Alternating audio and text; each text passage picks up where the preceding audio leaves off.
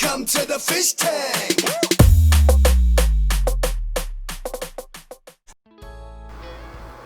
Hey everybody, Fishman here. Welcome to another video. This is part 2 of the acrylic gluing up station, or welding station, or vise, whatever I decided of calling this thing. It is going to have two purposes. First off, it will remove any kind of bend I have in longer sheets, and also it'll hold it in place for the weld to actually set firmly, and hopefully be able to alleviate any bubbles for me. In part 2 here, I am going to prepare all the wood. I did the brass fittings on part 1, and they worked out really nice, and now it's just a matter of cutting up the wood and getting it all in the shape I want and perfectly square to the work I'm going to be doing with actually, which is welding the acrylic. The squareness is really important, and so once this is done, I am going to have to seal this really well. Just because, I mean, it is a fish room and the humidity is not horrible, but it is high enough that it could cause some warpage in the wood, and this is pine, so being a little bit softer, it could end up causing, like I said, issues later on, and I don't want to go to all this trouble and then have it just gradually get its own curve, and that would not be good. So, as this video goes up, I'm going to be on holidays. I hopefully will be on the road a couple hours at least by this point. So I won't be getting to any comments on this until I get back. And my apologies for that, but I will do all that sort of stuff when I return, which will be next week. Now, because I am also putting up Friday's video during this, and I also at the same time did Sunday's video, I am going to do something slightly different here.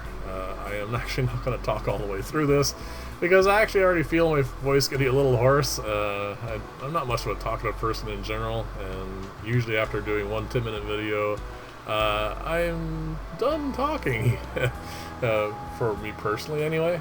So what I'm going to do is I'm just going to point out some highlights as we go along here.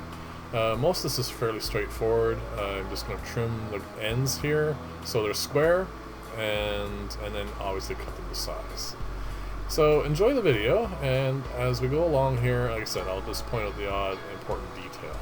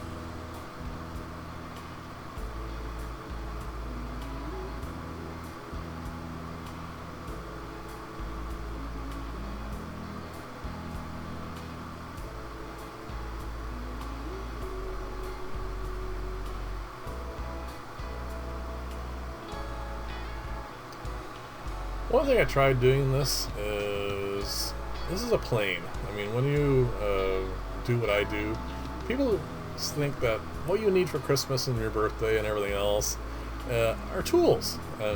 For the first 10, 15, 20 years of me doing this, I got an awful lot of tools, and this was one of the things I received. I've actually never really used it, and as you can tell by how terrible this is going, I probably won't be using it much.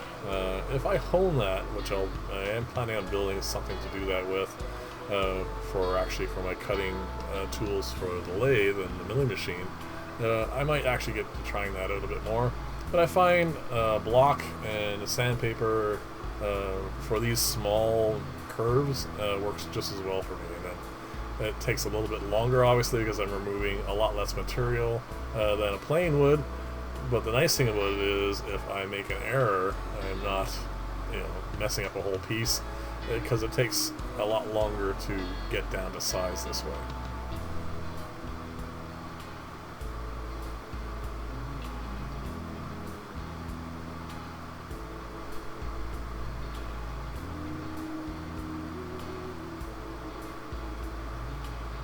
Another good thing about doing the sanding this way is a good chunk of my rough sanding will already be done before I even get to the point where I have to do the fine finishing on this.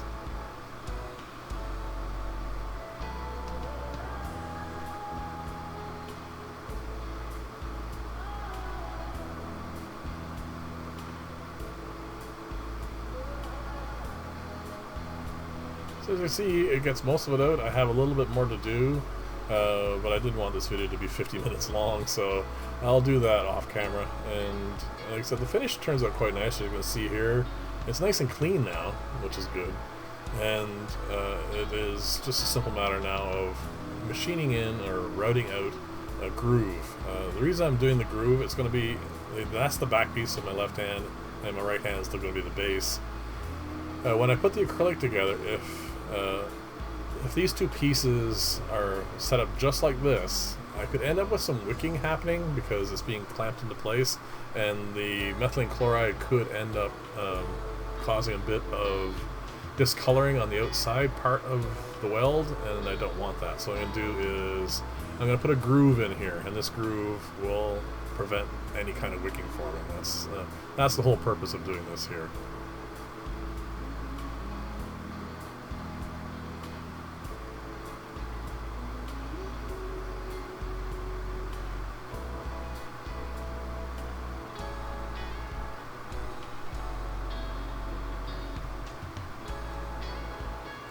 I'm not sure why I tried to do it from the other side initially on this. It's obviously much easier to do it from here, but you know, when you're working sometimes you don't exactly see the obvious until you try to do it and it's, oh wait a minute, I should just do it the other way. So I'm going to do a couple more passes like that, and the other thing you're not really seeing here is I'm leaving a very minute lip.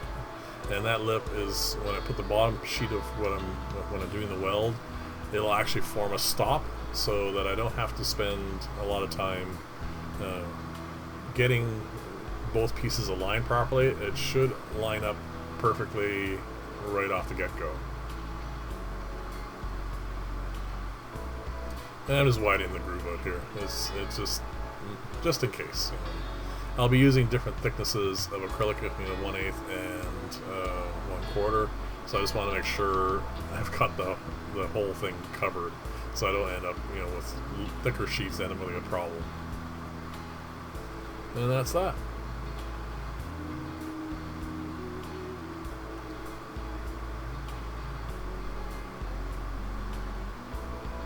This is going to be, these are, when I cut them up here, are going to be the bracket. This is going to be the part that I am going to hold against the acrylic to remove any kind of bend. And so what I'm doing now is just squaring it up. Not really necessary, but it just makes it look easier and also trims up the roughness of the boards and the ends.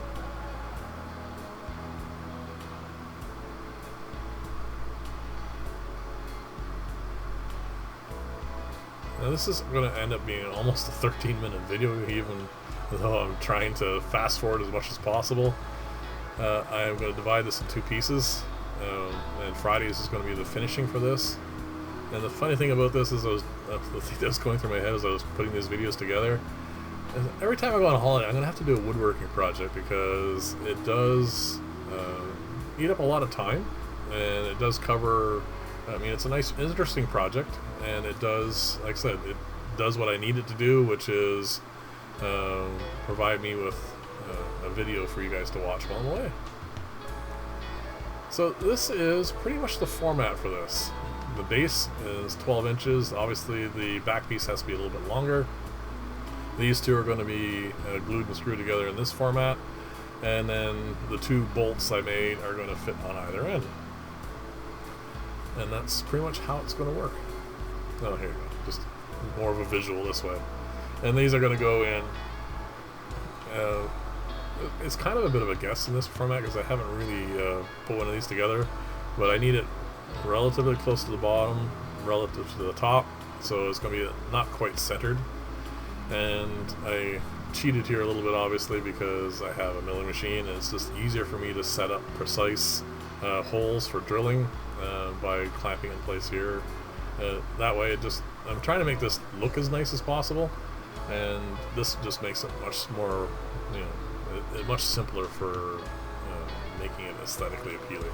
Even though technically these holes here you're actually not going to see at all because they're going to be on the inside. It's just me being anal, I guess. I don't know.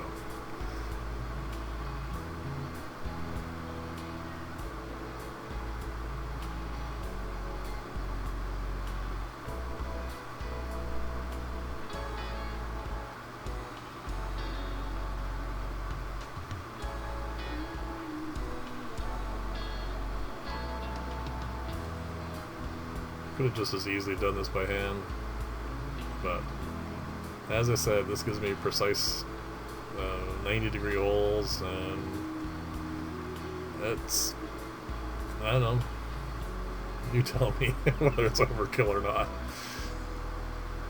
One thing I am doing by hand though, because this is softer pine, I am putting the screws in by hand.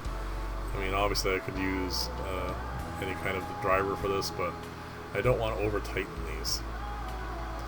And this first screw here is going to act as my clamp, because I'll remove the clamp after this, and it'll hold everything in place for the next two holes.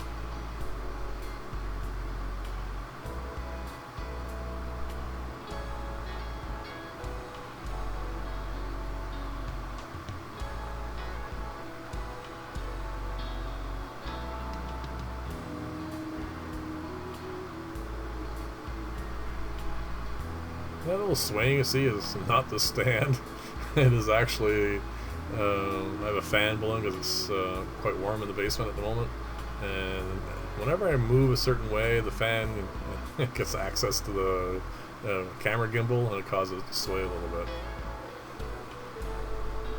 So I'm just driving the screws just in so they'll set into the holes, and then I'm just going to glue this and screw it back together. This is pretty much all there is I'm going to be able to get to today. Friday's video will be this being finished. And a couple things I would like you to leave comments on. First off is whether or not you like the look of this, or whether or not you're even interested in this style of build, because I normally do lots of filters and other stuff. And also whether or not you like the intermittent commentary, or would you rather have me fill the space with my voice the entire time. Leave comments. I'll get them when I get back. Thank you very much for watching. If you like this style of video, please like and or subscribe. And this part's pretty much finished and ready for me to do the rest of it. So thanks again for watching. I'll see you in the next video, and bye for now.